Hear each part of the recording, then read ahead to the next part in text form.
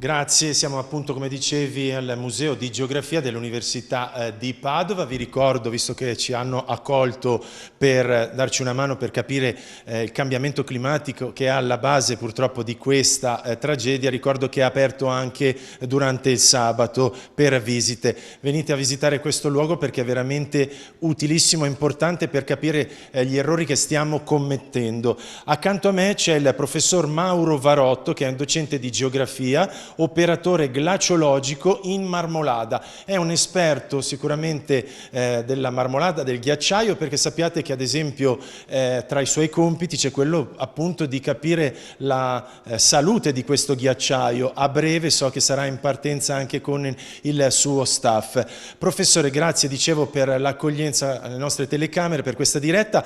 Vogliamo insieme a lei come esperto capire che cosa è accaduto. 10 gradi a luglio, un fenomeno inusuale, ma purtroppo, come sottolineava ieri appunto il Premier Draghi e il nostro Presidente del Veneto Luca Zaia, sembra stia diventando una consuetudine per colpa nostra alla fin fine, non dobbiamo nasconderci dietro un dito. Che cosa sta accadendo?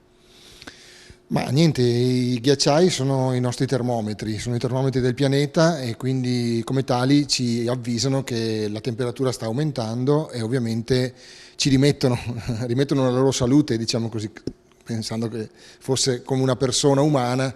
È un malato terminale il ghiacciaio. Il ghiacciaio in sostanza, il ghiacciaio della Marmolada in particolare, è un ghiacciaio che sparirà nei prossimi 15 anni. Purtroppo ha perso già l'80%, l'85%, anche il 90% di superfici e volumi di un secolo fa, e quindi questo è solo un episodio, diciamo, di una lunga storia di progressivo arretramento e poi progressiva scomparsa di questo ghiacciaio. Pioggia, caldo anomalo, queste le cause?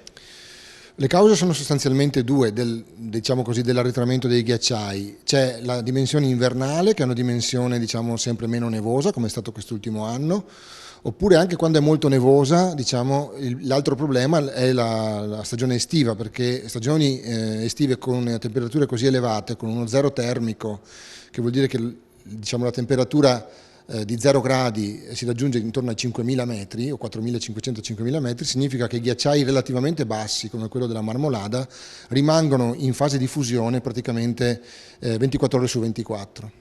Mi corregga, io so che un seracco alla fin fine sono come delle insenature, dei graffi, diciamo, sul massa di ghiaccio in cui si infiltra purtroppo l'acqua e va a erodere, a far scivolare pian pianino questa grande massa. Ecco, scusate, vi interrompo un secondo, proviamo a inquadrare, perché questa è proprio la Marmolada, il punto in cui è avvenuta la tragedia. Sì, lo infatti, commenti gentilmente, questi è un video di una fase di misurazione che abbiamo realizzato appunto nel 2019 e siamo proprio nel punto in cui è scesa la frana, tant'è vero che ecco, vedete l'acqua, giusto?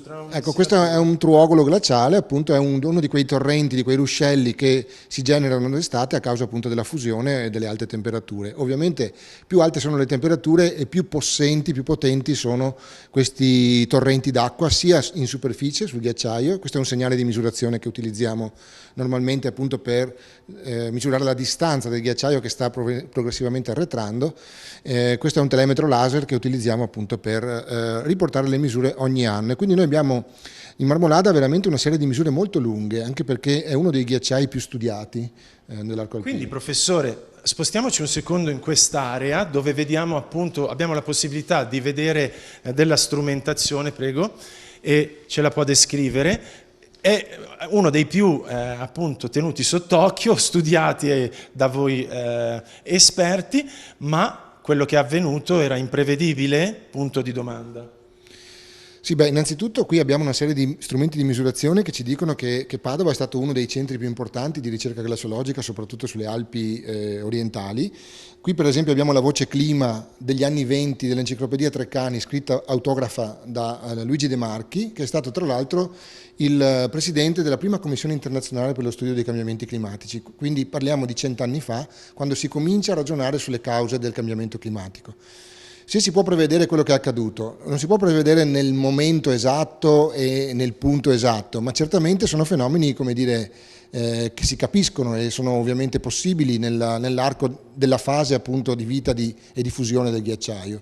quindi non sappiamo esattamente quando può accadere, ma sappiamo che può accadere. Professore, so che appunto essendo aperto il sabato, ricordiamo appunto, e la domenica, quindi durante il weekend del museo, ci sono appunto cose che possiamo apprendere, come dicevamo all'inizio del nostro collegamento, per migliorare la situazione, per non arrivare appunto al punto zero, come si dice. E qui ci sono degli sportelli interessanti. Di cosa si tratta?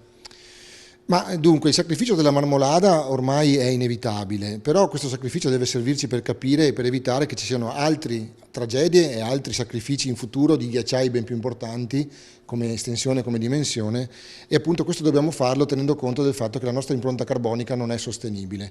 Noi produciamo troppa CO2 e questo ha a che fare non solo con l'approvvigionamento energetico, il carbone, il gas, il petrolio, la benzina, ma anche con le nostre azioni quotidiane. Per cui in questo angolo del museo abbiamo ad esempio messo tutta una serie di suggerimenti per cercare di ridurre la nostra impronta carbonica. Non sprecare acqua oppure bere l'acqua del rubinetto, non consumare acqua minerale. L'Italia è il più grande consumatore, scusa, di acque minerali in Europa e nel mondo, e quindi il trasporto di quest'acqua dal punto di vista proprio ha un costo di carattere carbonico, diciamo così. Oppure appunto nell'alimentazione, quindi ovviamente mangiare cibi di stagione, consumare meno carne, chiaramente sono tutti consigli che si danno, perché ovviamente la percentuale di emissioni, diciamo, dovuta all'alimentazione è del 25% delle totali delle emissioni globali, quindi già intervenendo sul cibo, sull'alimentazione, possiamo cominciare a ridurre la nostra impronta. Cosa possiamo capire invece attraverso questa sfera che raffigura naturalmente il globo, quindi la Terra,